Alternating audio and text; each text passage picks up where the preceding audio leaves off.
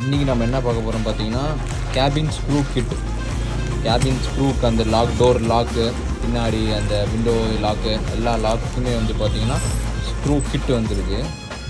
இது பார்த்திங்கன்னா நம்ம 3DX மாடல் கிர்லாஸ்கர் என்ஜினுக்கு இந்த இது செட் ஆகும். பார்த்திங்கன்னா எல்லா ஸ்க்ரூவும் அதுக்குரிய வாஷரு நட்டு எல்லாமே வந்துருக்கு. வந்து 3DX மாடலுக்கு இது செட் ஆகும். இது 3DX மாடலுக்கு செட் ஆகும். இதே நம்ம லேட்டஸ்ட் மாடலுக்கு வேறு இது செட் ஆகாது.